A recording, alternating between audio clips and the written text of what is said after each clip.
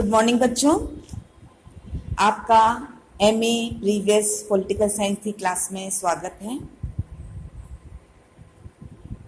आज आपका जो पेपर फर्स्ट है, पाश्चात्य राजनीतिक विचारों का इतिहास, वेस्टर्न पॉलिटिकल थॉट, जो आप लोगों ने थर्ड ईयर में भी पढ़ा था, उसको थोड़ा सा और विस्तृत रूप में अपन एमए प्रीवियस की क्लास में पढ़ेंगे। पेपर जो है आपका वो प्लेटो टू मार्क्स, जो 3 यूनिट में डिवाइड है, 3 इकाइयों में बटा हुआ है। फर्स्ट जो इकाई है उसमें अपन प्लेटो और अरस्तु, इसके अलावा अपन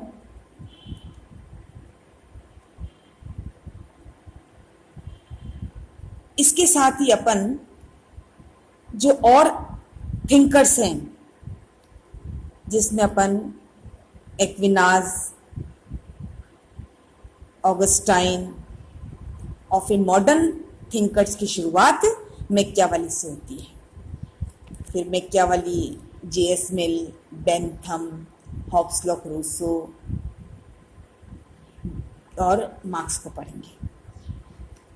तो आज अपन अपने इस पेपर की शुरुआत करते हैं, और प्लेटो और अरस्तु को पढ़ने से पहले जो हमारा पेपर का जो मूल रूप है कि इस तीनों प्रकार के चिंतनों की, जिसमें यूनानी चिंतन, जिसमें रोम का चिंतन, जिसमें मध्य युग का चिंतन, जिसमें आधुनिक युग का चिंतन, इन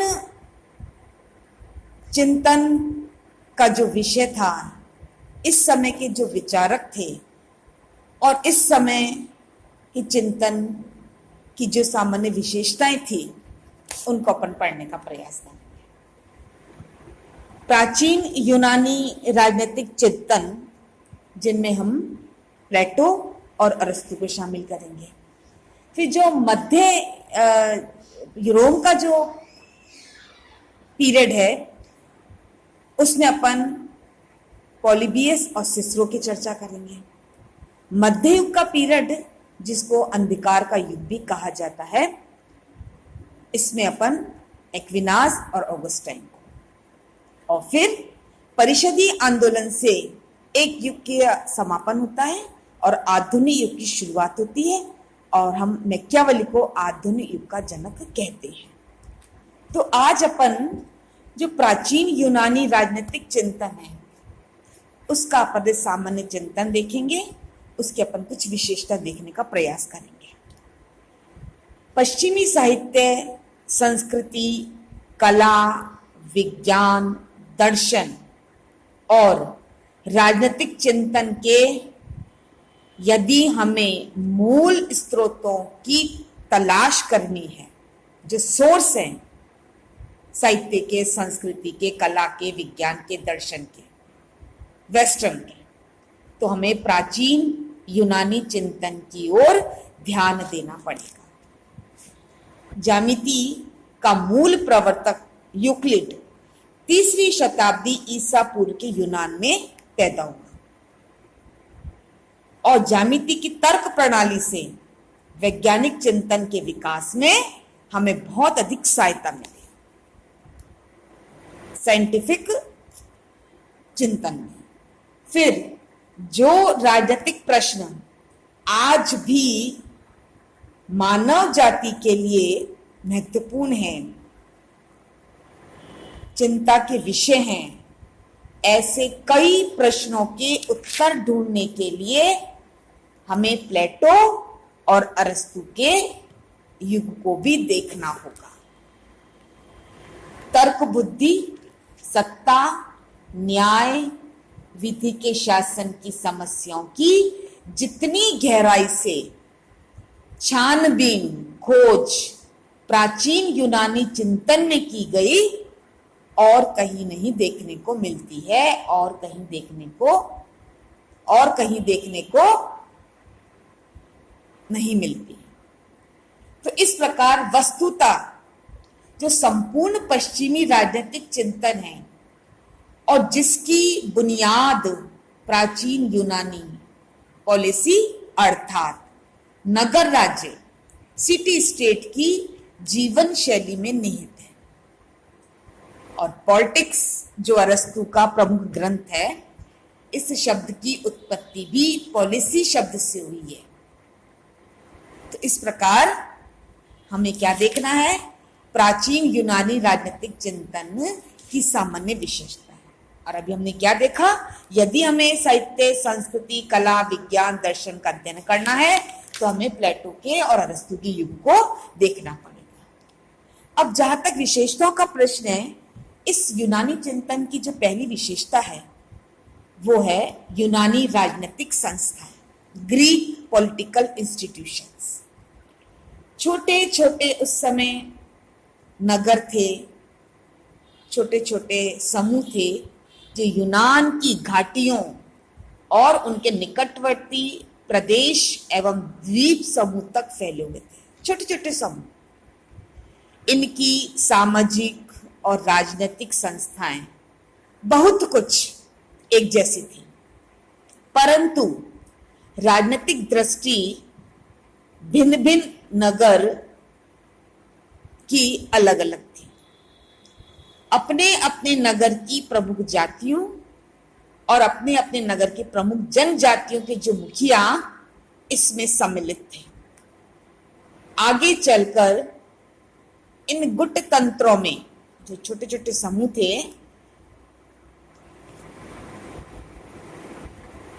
आपसी मांगें उठने लगी। कभी अभिजात वर्ग, कभी लोकतंत्र अस्तित्व में आया। इन सारी उथल पुथल की पृष्ठभूमि में 500 ईसा पूर्व के आसपास यूनानी राजनीतिक चिंतन का सूत्रपात हुआ। यानी हम यूनानी राजनीतिक चिंतन की शुरुआत कब मान सकते हैं? 500 ईसा पूर्व। और इस समय दो प्रमुख नगर राज्य जिनकी हमें चर्चा करनी है, एथेंस और स्पार्टा। इन दोनों नगर राज्यों की प्लेटो और अरस्तु ने अध्ययन किया और फिर अपने सिद्धांतों के निर्माण की चर्चा करी, बात करी। दोनों में गहरी परस्पर प्रतिद्वंदिता चल रही है। स्पार्टा के लोगों का जीवन कठोर और अनुशासन से बंधा था। वहां सैनिक मूल्यों की प्रधानता थी। उन्होंने राजनीतिक चिंतन में कोई प्रत्यक्ष योगदान नहीं दिया। उनका जीवन केवल कठोर अनुशासन में बंधा होने के कारण उनकी जो एजुकेशन थी वो केवल सैनिक शिक्षा की थी, तो वो कोई प्रत्यक्ष योगदान नहीं दे पाए। और जो अर्थव्यवस्था थी वो कृषि पर आधारित थी, एग्रीकल्चर बेस्ड थी। और जो दूसरा प्रमुख नगर राज्य था एथेंस, वो समुद्र के किनारे बसा था और वहां की अर्थव्यवस्था व्यापार पर आधारित थी। एथेंस की आबादी में वहां के नागरिकों के अलावा अन्य देशों और अन्य दास भी शामिल थे जिन्हें कोई अधिकार प्राप्त नहीं थे। एथेंस में लोकतंत्र प्रचलित था, परंतु वहां राजनीतिक अधिकार केवल नागरिकों को प्राप्त थे। यहाँ के लोगों में अनुशासन का अभाव था, जैसा अनुशासन नहीं था जैसा स्पार्टा में था। और राजनीतिक प्रतिस्पर्धा में स्वार्थी तत्वों का बोलबाला था। सुकरात और प्लेटो जैसे महान दार्शनिकों का जन्म यहां पर हुआ, जिन्होंने राजनीति की समस्याओं पर गहराई से चिंतन करके राज्य के उद्धार का रास्ता दिया और अपनी महत्वपूर्ण भूमिका निभाई। और प्लेटो का आदर्श राज्य में हम इस चीज की छाप को देख सकते हैं।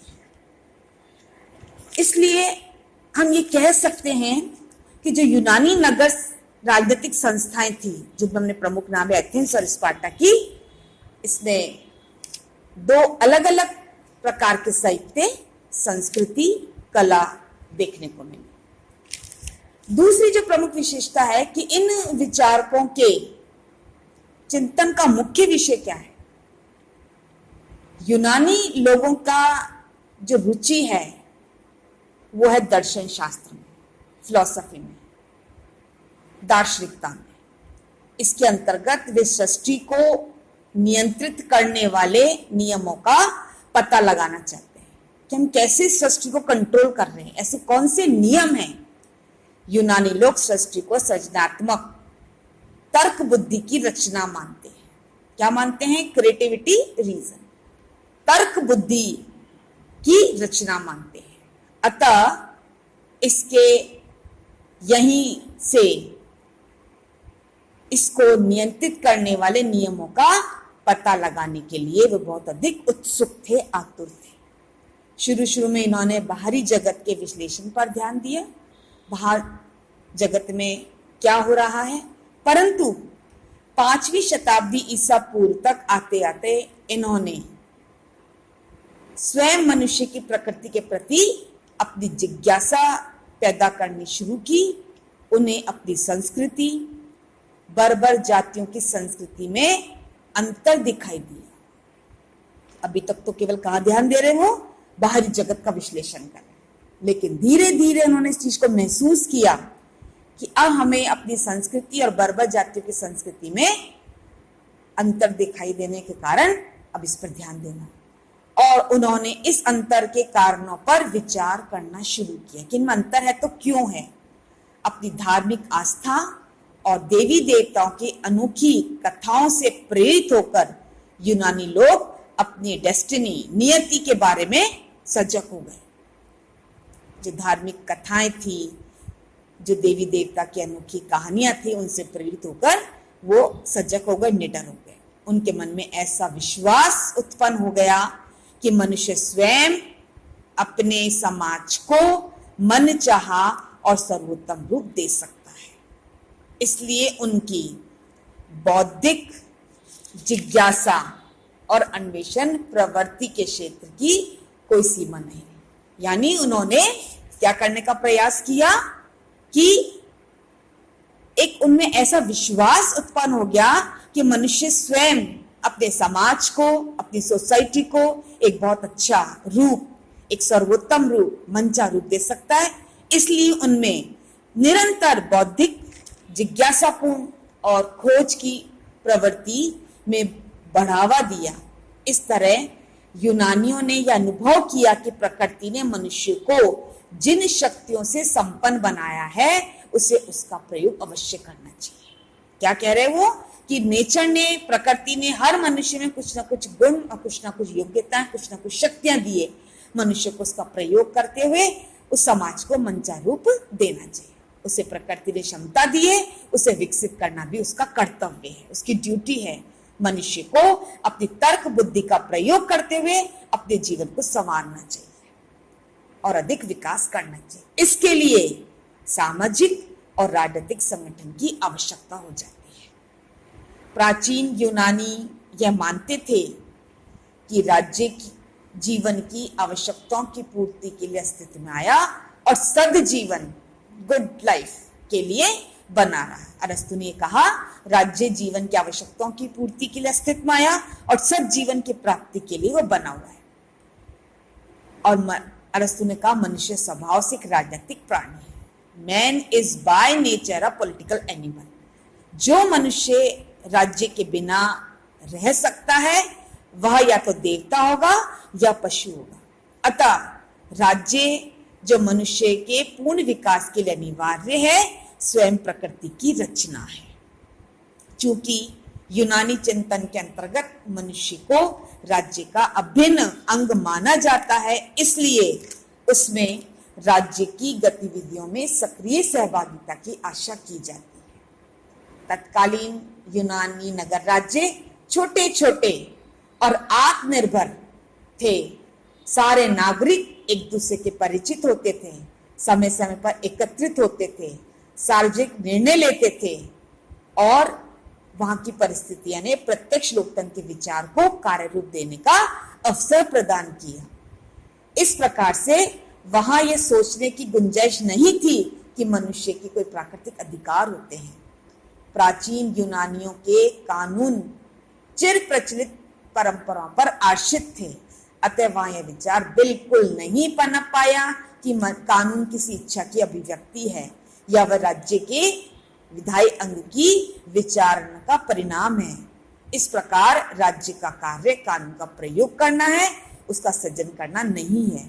इस तरह प्राचीन यूनानी चिंतन के अंतर्गत राज्य के न्यायिक कार्य को प्राथमिकता दी गई, विधायी कार्य को नहीं दी गई। इस प्रकार से हमने जो प्राचीन यूनानी राजनीतिक चिंतन की विशेषताएं देखी, उससे हमने निष्कर्ष निकाला कि वहां पर प्लेटो और अरिस्टो ने जो इस चिंतन को आगे बढ़ाने का प्रयास किया और वो चिंतन वर्षों तक चलता रहा।